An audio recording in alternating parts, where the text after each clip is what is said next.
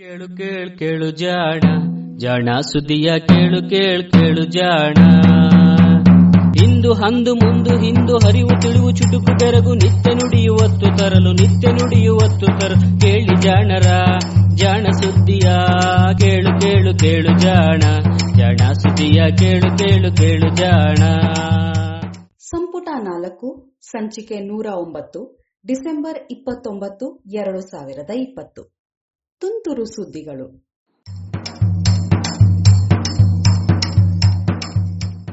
ಸಗಣಿಯೇ ಗುರಾಣಿ.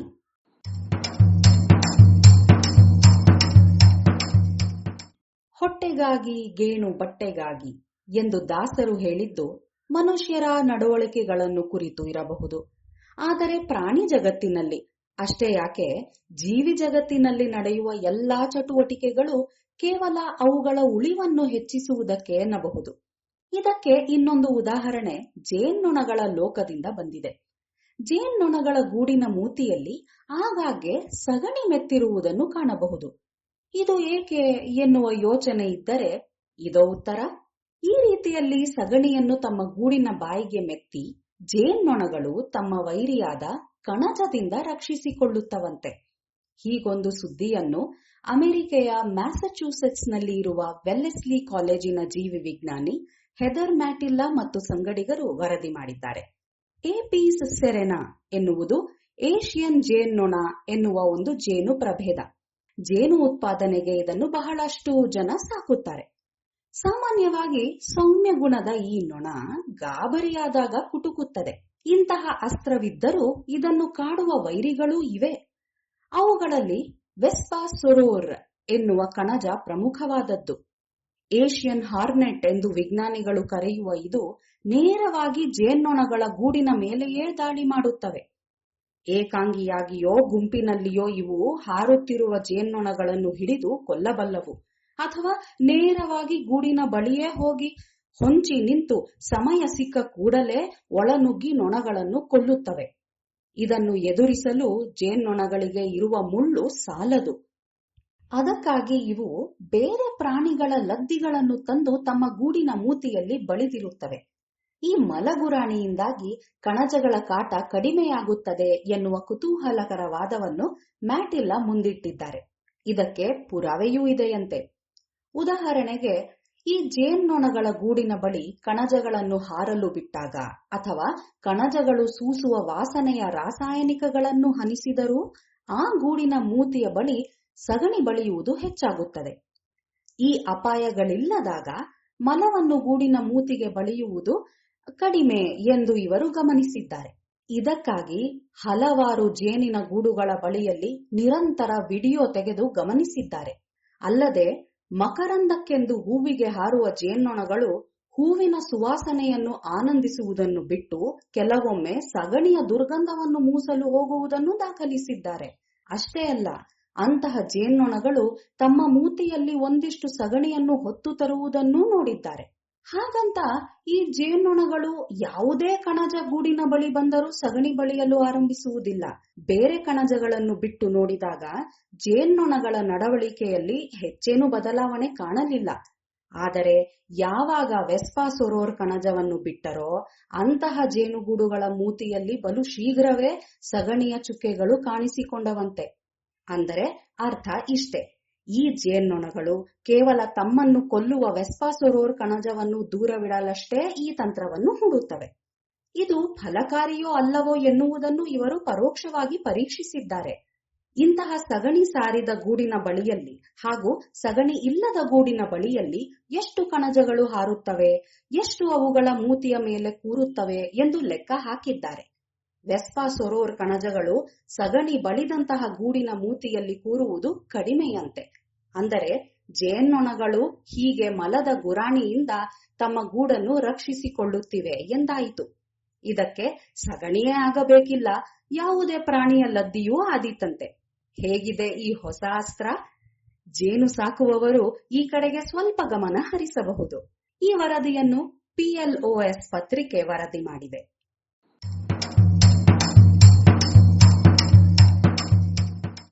ಅಟ್ಲಾಂಟಿಕ್ ತಂದ ಬರ.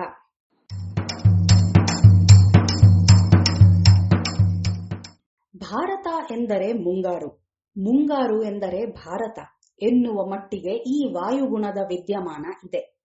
ಭಾರತದ ಕೃಷಿ ಹಾಗೂ ಇತರೆ ಆರ್ಥಿಕ ಚಟುವಟಿಕೆಗಳೆಲ್ಲವೂ ಹೆಚ್ಚು ಕಡಿಮೆ ಮುಂಗಾರಿನ ಮೇಲೆಯೇ ಅವಲಂಬಿತವಾಗಿರುವುದು ಎಲ್ಲರಿಗೂ ತಿಳಿದ ಸಂಗತಿ. ಈ ಮುಂಗಾರು ಎನ್ನುವುದು ಶಾಂತ ಸಾಗರದಲ್ಲಿ, ಅದರಲ್ಲೂ ಆಫ್ರಿಕಾ ಬಳಿಯಲ್ಲಿ ಉಷ್ಣವಲಯದಲ್ಲಿ ಕಾಣುವ ಬಿಸಿ ನೀರಿನ ಹರಿವು ಹಾಗೂ ಅದರಿಂದಾಗಿ ಬಿಸಿ ಏರಿದ ಗಾಳಿಯ ಪ್ರಭಾವದಿಂದ ಉಂಟಾದದ್ದಷ್ಟೇ. ಆದರೆ ಇದೀಗ ಇನ್ನೂ ಒಂದು ಜಾಗತಿಕ ವಿದ್ಯಮಾನ ಈ ಮುಂಗಾರನ್ನು, ಅದರಲ್ಲಿಯೂ ಮುಂಗಾರಿನ ಸಮಯದಲ್ಲಿ ಉಂಟಾಗುವ ಬರಗಾಲವನ್ನು ರೂಪಿಸುತ್ತದೆ ಎನ್ನುವ ಕುತೂಹಲಕರ ಸಂಗತಿಯನ್ನು ಮೊನ್ನೆ ಸೈನ್ಸ್ ಪತ್ರಿಕೆಯಲ್ಲಿ ವರದಿ ಮಾಡಿದೆ.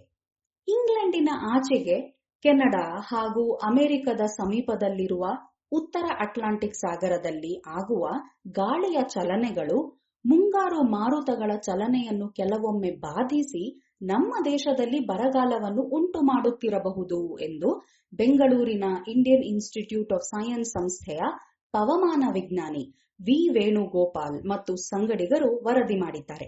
ಈ ಗಾಳಿಯ ವ್ಯತ್ಯಾಸಗಳೇ ವಿವಿಧ ವರ್ಷಗಳಲ್ಲಿ ಅಥವಾ ಒಂದೇ ವರ್ಷದಲ್ಲಿ ವಿವಿಧೆಡೆ ಮುಂಗಾರು ಮಳೆಯಲ್ಲಾಗುವ ವ್ಯತ್ಯಾಸಗಳಿಗೆ ಕಾರಣ. ಮುಂಗಾರು ಎಂದರೆ ಮಳೆಯ ಕಾಲ ಎನ್ನುವುದು ನಿಜವಾದರೂ ಈ ಮಳೆ ಎಲ್ಲ ದಿನಗಳಲ್ಲಿಯೂ, ಎಲ್ಲ ವರ್ಷಗಳಲ್ಲಿಯೂ, ಎಲ್ಲ ಕಡೆಗಳಲ್ಲಿಯೂ ಒಂದೇ ತೆರನಾಗಿರುವುದಿಲ್ಲವಷ್ಟೇ. ಒಂದೇ ಜಾಗದಲ್ಲಿ ವಿವಿಧ ವರ್ಷಗಳಲ್ಲಿ ಮುಂಗಾರಿನ ದಿನಗಳಲ್ಲಿ ಬೀಳುವ ಮಳೆಯ ಪ್ರಮಾಣವೂ ಕೂಡ ಹೆಚ್ಚು ಕಡಿಮೆ ಆಗುತ್ತಿರುತ್ತದೆ. ಕೆಲವೊಮ್ಮೆ ಇದು ಸಾಮಾನ್ಯವಾಗಿ ನಾವು ಅಂದಾಜಿಸಿದ, ಅಂದರೆ ವಾರ್ಷಿಕ ಅಥವಾ ಮುಂಗಾರಿನ ಋತುವಿನಲ್ಲಿ ಆಯಾ ಪ್ರದೇಶದಲ್ಲಿ ಸಾಮಾನ್ಯವಾಗಿ ಬೀಳುವ ಮಳೆಗಿಂತಲೂ ಕಡಿಮೆ ಬೀಳಬಹುದು. ಇದು ಸಾಧಾರಣಕ್ಕಿಂತಲೂ 10-15% ಕಡಿಮೆ ಆದರೆ ಆಗ ಅಲ್ಲಿ ಬರಗಾಲ ಬಂದಿದೆ ಎಂದು ಹೇಳುತ್ತೇವೆ. ಹೀಗೆ ಋತುವಿನಲ್ಲಿ ಬೀಳಬೇಕಾದ ಮಳೆಗಿಂತ 10% ಕಡಿಮೆ ಮಳೆ ಬೀಳಲು 2 ಕಾರಣಗಳಿವೆ. ಮೊದಲನೆಯದು, ಉಷ್ಣವಲಯದ ಸಮುದ್ರಗಳಲ್ಲಿ, ವಿಶೇಷವಾಗಿ ಶಾಂತಸಾಗರ ಹಾಗೂ ಅರಬ್ಬಿ ಸಮುದ್ರಗಳಲ್ಲಿ ಮೇಲ್ಮಟ್ಟದಲ್ಲಿ ಹರಿಯುವ ಬಿಸಿ ನೀರಿನ ಪ್ರವಾಹ. ಸಮುದ್ರ ಶಾಂತ ಎನ್ನಿಸಿದರೂ ಅದರ ಮೇಲ್ಮೈನಲ್ಲಿ ಉಷ್ಣವಲಯದಿಂದ ಧ್ರುವದ ಕಡೆಗೆ ಹಾಗೂ ಕೆಳಭಾಗದಲ್ಲಿ ಧ್ರುವ ಪ್ರದೇಶದಿಂದ ಉಷ್ಣವಲಯದ ಕಡೆಗೆ ನೀರು ಹರಿಯುತ್ತಿರುತ್ತವೆ. ಋತುವಿಗೆ ತಕ್ಕಂತೆ ಈ ನೀರು ಬಿಸಿ ಏರುವುದರಿಂದಾಗಿ ಅದರ ಮೇಲಿರುವ ಗಾಳಿಯೂ ಬಿಸಿಯಾಗುತ್ತದೆ. ಇದು ನೀರಿನಲ್ಲಿ ಇರುವಂತೆಯೇ ಒಂದು ಹರಿವನ್ನು ಗಾಳಿಯಲ್ಲಿಯೂ ಉಂಟು ಮಾಡುತ್ತದೆ. ಹೀಗಿದೆ ಗಾಳಿ ಹಾಗೂ ಸಾಗರದ ಸಂಬಂಧ. ಈ ಬೀಸುವ ಗಾಳಿಯೇ ವಿವಿಧ ಮಾರುತಗಳಾಗುತ್ತವೆ. ತಾನು ಹಾಯುವ ಸಾಗರದ ಮೇಲಿನಿಂದ ನೀರನ್ನು ಸೆಳೆದುಕೊಂಡು ಬಂದು ಏಷ್ಯಾದಲ್ಲಿ ಚೆಲ್ಲುತ್ತದೆ. ಇದುವೇ ಮುಂಗಾರು. ಈ ಹಾದಿಯಲ್ಲಿ ಭಾರತ ಇರುವುದರಿಂದ ಅತಿ ಹೆಚ್ಚಿನ ಮಳೆ ನಮಗೆ ಮೀಸಲು ಎನ್ನಬಹುದು. ಕೆಲವೊಮ್ಮೆ ಶಾಂತ ಸಾಗರದಲ್ಲಿ ಎಲ್ ನೀನೋ ಎನ್ನುವುದು ಉಂಟಾಗುತ್ತದೆ. ಹಾಗೆಂದರೆ ಇಷ್ಟೇ, ವರ್ಷ ವರ್ಷವೂ ನಡೆಯುತ್ತಿರುವ ಈ ಗಾಳಿ ನೀರಿನ ಚಕ್ರದಲ್ಲಿ ಕೆಲವೊಮ್ಮೆ ಬಿಸಿ ಜಾಸ್ತಿಯಾಗಿಯೋ ಗಾಳಿಯ ಬೀಸು ಹೆಚ್ಚಾಗಿಯೋ ವ್ಯತ್ಯಾಸ ಉಂಟಾಗಬಹುದು. ಅಂತಹ ಸಂದರ್ಭಗಳಲ್ಲಿ ಗಾಳಿ ಸಾಕಷ್ಟು ನೀರನ್ನು ಕೂಡಿಸಿಕೊಳ್ಳದೆಯೇ ಸಾಗುತ್ತದೆ. ಮುಂಗಾರು ಕಡಿಮೆಯಾಗುತ್ತದೆ. ಇದುವರೆವಿಗೂ ಮುಂಗಾರಿನ ಸಮಯದಲ್ಲಿ ನಿರೀಕ್ಷಿಸಿದಂತೆ ಮಳೆ ಬೀಳದೆ ಬರ ಉಂಟಾಗುವುದಕ್ಕೆ ಈ ಎಲ್ ನೀನೋವೇ ಕಾರಣ ಎಂದು ಭಾವಿಸಲಾಗಿತ್ತು.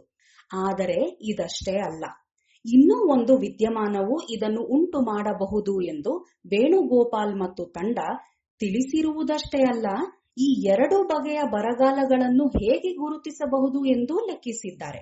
ಉತ್ತರ ಅಟ್ಲಾಂಟಿಕ್ ಸಾಗರದಲ್ಲಿ ಉಂಟಾಗುವ ಸುಂಟರ ಗಾಳಿಗಳೂ ಕೂಡ ಸಾಮಾನ್ಯ ಮಾರುತಗಳ ಚಲನೆಯನ್ನು ಚೆಲ್ಲಾಪಿಲ್ಲಿಯಾಗಿಸಿ ಬರಗಾಲವನ್ನುಂಟು ಮಾಡಬಲ್ಲದು. ಎಲ್ ನೀನೋ ಬರಗಾಲಕ್ಕೂ ಉತ್ತರ ಅಟ್ಲಾಂಟಿಕ್ ತರುವ ಬರಗಾಲಕ್ಕೂ ಒಂದು ವ್ಯತ್ಯಾಸವಿದೆ. ಎಲ್ ನೀನೋ ಬರಗಾಲ ಇಡೀ ಮುಂಗಾರು ಋತುವಿನ ಪೂರ್ತಿ ದೈನಂದಿನ ಮಳೆಯಲ್ಲಿ ಕುಸಿತದ ರೂಪದಲ್ಲಿ ತೋರ್ಪಡುತ್ತದೆ. ಅದೇ ಅಟ್ಲಾಂಟಿಕ್ ಬರ ಹೀಗಲ್ಲ. ಇದು ಮುಂಗಾರಿನ ಆರಂಭದಲ್ಲಿ ಹಾಗೂ ಕೊನೆಯಲ್ಲಿ ಮಳೆಯಾಗಬೇಕಾದ ದಿನಗಳಲ್ಲಿ, ಮಳೆಯಾಗಬೇಕಾದ ಪ್ರದೇಶಗಳಲ್ಲಿ ಕಡಿಮೆ ಮಳೆಯನ್ನುಂಟು ಮಾಡುತ್ತದೆ. ಇವೆರಡೂ ಬಗೆಯ ಬರಗಾಲಗಳು ಒಂದೇ ವರ್ಷ ಕಾಣಿಸಿಕೊಂಡರೂ ಅಚ್ಚರಿಯೇನಿಲ್ಲ. ಆದರೆ ಅಟ್ಲಾಂಟಿಕ್ ಬರ ಮುಂಗಾರು ಆರಂಭವಾದಾಗ, ಅಂದರೆ ಜುಲೈ ತಿಂಗಳವರೆಗೂ ಬೀಳುವ ಒಟ್ಟಾರೆ ಮಳೆಯ ಪ್ರಮಾಣವನ್ನು ಅತ್ಯಧಿಕ ಪ್ರಮಾಣದಲ್ಲಿ ಕುಗ್ಗಿಸುತ್ತದೆ.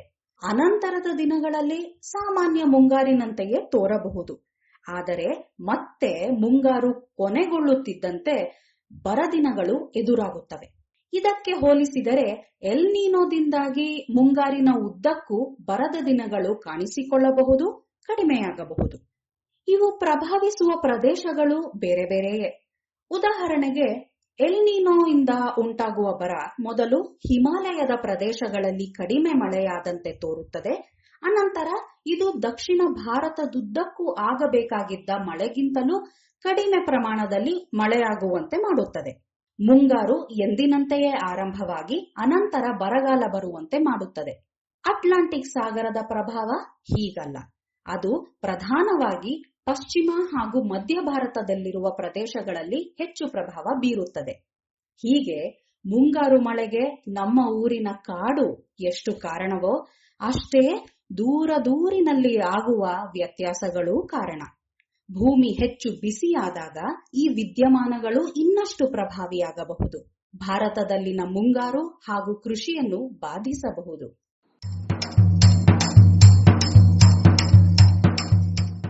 ಬೆಂಕಿ ರೋಗ.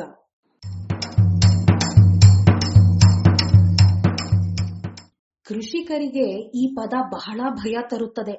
ಬೆಂಕಿ ರೋಗ ಎನ್ನುವುದು ಗಿಡಮರಗಳನ್ನು ಕಾಡುವ ಸೂಕ್ಷ್ಮ ಜೀವಿಯ ಸೋಂಕು.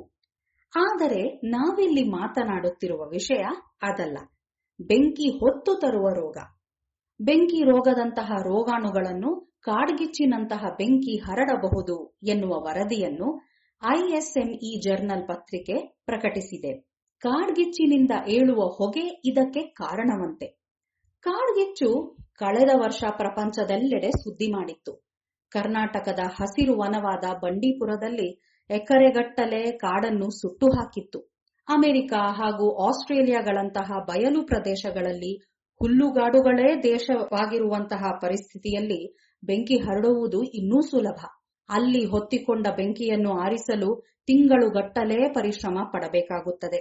ಇಂತಹ ಬಿರು ಬೆಂಕಿ ಸಸ್ಯಗಳನ್ನು ಸುಟ್ಟು ಬೂದಿ ಮಾಡುವುದರ ಜೊತೆಗೆ ಅದರಲ್ಲಿರುವ ರೋಗಾಣುಗಳನ್ನು, ಬೀಜಾಣುಗಳನ್ನು ಬಲು ದೂರಕ್ಕೆ ಕೊಂಡೊಯ್ದು ಅಲ್ಲಿಯೂ ಸೋಂಕು ಹರಡಬಹುದು ಎಂದು ಅಮೆರಿಕೆಯ ಫ್ಲಾರಿಡಾ ವಿಶ್ವವಿದ್ಯಾಲಯದ ಸೂಕ್ಷ್ಮ ಜೀವಿ ವಿಜ್ಞಾನಿ ಬ್ರೆಂಟ್ ಕ್ರಿಸ್ಟನರ್ ಮತ್ತು ಸಂಗಡಿಗರು ವರದಿ ಮಾಡಿದ್ದಾರೆ. ಇವರ ತಂಡ ಫ್ಲಾರಿಡಾ ಸುತ್ತಮುತ್ತ ಇತ್ತೀಚೆಗೆ ಕಾಣಿಸಿಕೊಂಡ 8 ಕಾಡ್ಗಿಚ್ಚಿನ ಬೆಂಕಿಯ ಪ್ರಕರಣಗಳ ವೇಳೆ ಹೊರಹೊಮ್ಮಿದ ಹೊಗೆಯನ್ನು ಸಂಗ್ರಹಿಸಿ ಅದರಲ್ಲಿ ಇರಬಹುದಾದ ಸೂಕ್ಷ್ಮ ಜೀವಿಗಳನ್ನು ಕೃಷಿ ಮಾಡಿ ಅಧ್ಯಯನ ಮಾಡಿತು. ಬೆಂಕಿ ಸೂಕ್ಷ್ಮ ಜೀವಿಯನ್ನು ಸುಡುವುದಿಲ್ಲವೇ ಎಂದು ನೀವು ಕೇಳಬಹುದು. ನಿಜ, ಬೆಂಕಿಯಲ್ಲಿ, ಅದರಲ್ಲೂ 100-100 ಡಿಗ್ರಿ ಉಷ್ಣತೆಗಿಂತಲೂ ಹೆಚ್ಚು ಉಷ್ಣತೆ ಇರುವ ಜ್ವಾಲೆಯಲ್ಲಿ ಸಿಲುಕಿಕೊಂಡ ಯಾವ ಜೀವಿಯೂ ಬದುಕಿರಲಾರದು. ಅಥವಾ ಹಾಗೆ ಬದುಕಿದ್ದರೂ ಅದು ನಮಗೆ ಪರಿಚಿತವಿರುವ ಜೀವಿಯಂತೂ ಅಲ್ಲವೇ ಅಲ್ಲ. ಹಾಗಿದ್ದ ಮೇಲೆ ಕಾಡ್ಗಿಚ್ಚಿನಿಂದ ಸೂಕ್ಷ್ಮ ಜೀವಿಗಳು ತಪ್ಪಿಸಿಕೊಳ್ಳಬಹುದೋ? ಯಾಕಾಗಬಾರದು ಎನ್ನುವುದು ಫಿಸಿಕ್ಸ್ ತಜ್ಞರ ಅಭಿಪ್ರಾಯ. ಏಕೆಂದರೆ ಬೆಂಕಿ ಹೊತ್ತಿ ಉರಿಯುವಾಗ ಹಲವು ಹಂತಗಳಲ್ಲಿ ಅದರ ಉಷ್ಣತೆ ಜೀವಿಗಳನ್ನು ಕೊಲ್ಲುವುದಕ್ಕೆ ಬೇಕಾದುದಕ್ಕಿಂತಲೂ ಕಡಿಮೆ ಇರುವುದು ದಾಖಲಾಗಿದೆ. ಉದಾಹರಣೆಗೆ, ಬೆಂಕಿ ಇನ್ನೂ ಹೊತ್ತಿಕೊಳ್ಳುತ್ತಿರುವ ಸಂದರ್ಭದಲ್ಲಿ, ಇಲ್ಲವೇ ಗಾಳಿ ಕಡಿಮೆ ಬೀಸುತ್ತಿರುವ ಸಂದರ್ಭದಲ್ಲಿ ಬೆಂಕಿಯ ಕೆಲವು ಭಾಗಗಳಲ್ಲಿ ಉಷ್ಣತೆ ಕಡಿಮೆ ಇರಬಹುದು. ಅಂತಹ ಸಂದರ್ಭಗಳಲ್ಲಿ ಅಲ್ಲಿರಬಹುದಾದ ಸೂಕ್ಷ್ಮ ಜೀವಿಗಳು ಖಂಡಿತ ಸಾವಿನಿಂದ ತಪ್ಪಿಸಿಕೊಳ್ಳಬಹುದು. ಹಾಗೆ ಸಾಯದೆ ಉಳಿದ ಸೂಕ್ಷ್ಮ ಜೀವಿಗಳು ಬೆಂಕಿಯಿಂದುಂಟಾದ ಹೊಗೆಯಿಂದಾಗಿ ಗಾಳಿ ಸೇರುತ್ತವೆ, ಹೊಗೆಯಲ್ಲಿಯೇ ತೇಲಾಡುತ್ತಾ ಬೇರೆಡೆಗೆ ಹರಡುತ್ತವೆ ಎಂದು ಇವರು ವರದಿ ಮಾಡಿದ್ದಾರೆ. ಫ್ಲಾರಿಡಾದ ವಿವಿಧೆಡೆಗಳಿಂದ ಕಾಡ್ಗಿಚ್ಚು ಹರಡುವ ಮುನ್ನ ಸಂಗ್ರಹಿಸಿದ ಗಾಳಿ ಹಾಗೂ ಕಾಡ್ಗಿಚ್ಚಿನ ಹೊಗೆ ಹರಡಿದ ಮೇಲೆ ಸಂಗ್ರಹಿಸಿದ ಗಾಳಿಯಲ್ಲಿ ಇರುವ ಸೂಕ್ಷ್ಮ ಜೀವಿಗಳನ್ನು ಗಣಿಸಿ ಅವನ್ನು ಕೃಷಿ ಮಾಡಿ ಪರೀಕ್ಷಿಸಿದ್ದಾರೆ. ಇವುಗಳಲ್ಲಿ ಬಹುಪಾಲು ಬೂಸು, ಶಿಲೀಂಧ್ರಗಳು ಹಾಗೂ ಎತ್ತರದ ಮರಗಳ ಮೇಲೆ ಪರಜೀವಿಗಳಾಗಿ ಬೆಳೆಯುವ ಸಸ್ಯಗಳ ಪರಾಗ ಹಾಗೂ ಬೀಜಕಣಗಳು. ಇವು ಬಲು ಸೂಕ್ಷ್ಮವಾಗಿಯೂ ಹಗುರವಾಗಿಯೂ ಇರುವುದರಿಂದ ಸುಲಭವಾಗಿ ಹೊಗೆಯ ಜೊತೆ ಸೇರಿಕೊಂಡು ಇದ್ದಿಲ ಮಸಿ ಮಲಿನಗೊಳಿಸುವಂತೆಯೇ ಗಾಳಿಯನ್ನು ಮಲಿನವಾಗಿಸುತ್ತವೆ. ಕಾಡ್ಗಿಚ್ಚು ಹರಡುವ ಮುನ್ನ ಇದ್ದ ಗಾಳಿಗಿಂತ ಅನಂತರದ ಗಾಳಿಯಲ್ಲಿ 5 ಪಟ್ಟು ಹೆಚ್ಚು ಇಂತಹ ಸೂಕ್ಷ್ಮ ಜೀವಿಗಳು ಇದ್ದುವಂತೆ. ಪ್ರತಿ ಲೀಟರ್ ಗಾಳಿಯಲ್ಲಿ ಸುಮಾರು 6,000ದಿಂದ 8,000ದಷ್ಟು ಸೂಕ್ಷ್ಮ ಜೀವಿಗಳು ಇದ್ದುವು ಎನ್ನುವುದು ಇವರ ಗಣನೆ. ಇದು ಹೊಸ ವಿಷಯ. ಇದುವರೆವಿಗೂ ಕಾಡ್ಗಿಚ್ಚಿನ ಹೊಗೆಯಿಂದ ಕೇವಲ ಅಸ್ತಮಾ ಅಥವಾ ಶ್ವಾಸಕೋಶದ ಕೆಲವು ತೊಂದರೆಗಳು ಆಗುತ್ತವೆ ಎಂದು ನಂಬಲಾಗಿತ್ತು. ಈಗ ಇವುಗಳೊಟ್ಟಿಗೆ ಹೊಗೆಯಲ್ಲಿ ಬರುವ ಸೋಂಕಿನ ರೋಗಾಣುಗಳನ್ನೂ ಸೇರಿಸಿದರೆ ಅಪಾಯ ಇನ್ನಷ್ಟು ಹೆಚ್ಚಬಹುದು ಎಂಬುದು ಇವರ ತರ್ಕ. ಅಷ್ಟೇ ಅಲ್ಲ, ಈ ಹೊಗೆಯಲ್ಲಿರುವ ಕಣಗಳು ವಾತಾವರಣ ತಣಿದಾಗ ಹಿಮ ಹೆಪ್ಪುಗಟ್ಟಲು ಮೂಲವಾಗುತ್ತವೆ, ಹಿಮ ಬೀಜಗಳಾಗುತ್ತವೆ, ಹಿಮಪಾತ ಅಥವಾ ಮಳೆಗೂ ಕಾರಣವಾಗಬಲ್ಲವು. ಜೊತೆಗೆ ಸಾಮಾನ್ಯವಾಗಿ ಕೇವಲ ಮೀಟರ್ ಅಥವಾ ಕಿಲೋಮೀಟರ್ಗಳಷ್ಟು ಮಾತ್ರ ಗಾಳಿಯಲ್ಲಿ ಹರಡುವಂತಹ ಬೀಜಗಳನ್ನು ಹೊಗೆ ಬಲು ಎತ್ತರಕ್ಕೆ ಕೊಂಡೊಯ್ಯುತ್ತದೆ. ಅಲ್ಲಿಂದ ಅವು ಹರಡುತ್ತಾ ಇನ್ನೂ ಹೆಚ್ಚು ಪ್ರದೇಶವನ್ನು ವ್ಯಾಪಿಸಬಹುದು, ಖಂಡಗಳನ್ನು ದಾಟಬಹುದು.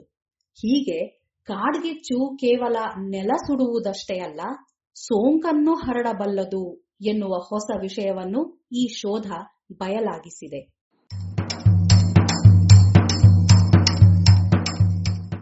ಇದು ಇಂದಿನ ತುಂತುರು ಸುದ್ದಿಗಳು. ರಚನೆ ಶ್ರೀ ಕೊಳ್ಳೆಗಾಲ ಶರ್ಮಾ, ಜಾಣಧ್ವನಿ ಶ್ರೀಮತಿ ಲಕ್ಷ್ಮೀ ವಿ.